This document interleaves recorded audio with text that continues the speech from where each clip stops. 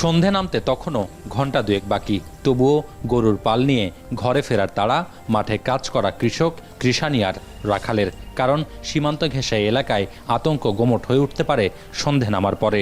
সীমান্ত ক্রস করার চেষ্টা করবেন না। যদি কেহ সীমান্ত ক্রস করার চেষ্টা করেন, আইনানুগ ব্যবস্থা গ্রহণ করতে বাধ্য হব।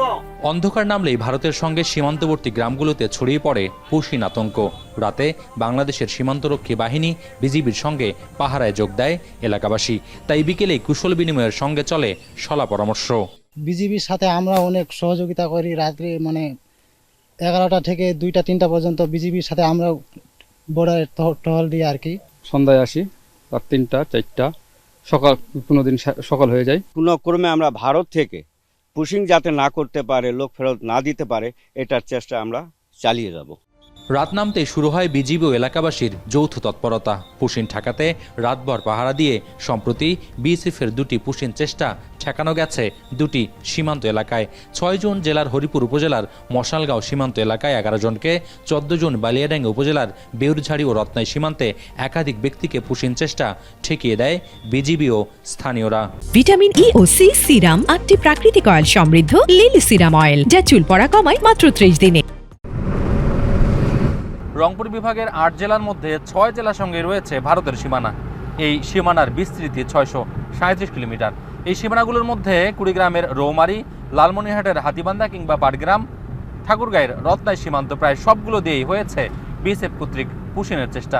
যদিও এই পুশিন ঠেকাতে প্রত্যেক সীমানায় আমরা ঘুরে দেখেছি যে বিজিবির সঙ্গে যোগ দিয়েছে স্থানীয় এলাকাবাসী, যারা স্বেচ্ছাসেবক হিসেবে রাতে পাহারা দিচ্ছেন সীমানায়। সাম্প্রতিক সময়ে ভারতের সমাপ্ত হওয়া বিজিবি বিএসএফ সম্মেলনে পুশিন নিয়ে বাংলাদেশ প্রশ্ন তুললেও আইনের দোহাই দিয়ে পাশ কাটিয়ে গিয়েছে ভারত। বিশেষজ্ঞরা বলছেন এই সমস্যার সমাধানে কেবল বিজিবি বিএসএফ এর যৌথ প্রহরায় যথেষ্ট নয়, দরকার বাংলাদেশ এবং ভারতের কূটনৈতিক তৎপরতা। এছাড়া 12 জন লালমনিরহাটের আমঝোল সীমান্তে 10 থেকে 12 জনকে ও 14 জন কালীরহাট সীমান্ত থেকে 4 থেকে 5 জনকে পুশিনের চেষ্টা চালায় বিএসএফ। এছাড়া মোগলহাট ও বনচৌকি সীমান্ত এলাকায় রাতে পুশিনের চেষ্টা চালায় ভারতীয় সীমান্তরক্ষী বাহিনী। 14 জন কুড়িগ্রামের বংশীচর, গয়টাপাড়া ও ইসলামারী সীমান্ত দিয়ে 2 শিশুসহ 9 জনকে পুশিনের চেষ্টাও করে ভারতীয় সীমান্তরক্ষী বাহিনী বিএসএফ। এই মুহূর্তে যে পুশ ইন এবং ব্যাক যেটা হচ্ছে, এটা নিঃসন্দেহে একটা পরিকল্পিত বিষয়। এই সীমান্ত চুক্তিতে সবসময় বলা আছে যে যে কোনো সমস্যায় তৈরি হোক না কেন, সে সমস্যাটা বাইলেটারালি বসে সেটা সমাধান করতে হবে।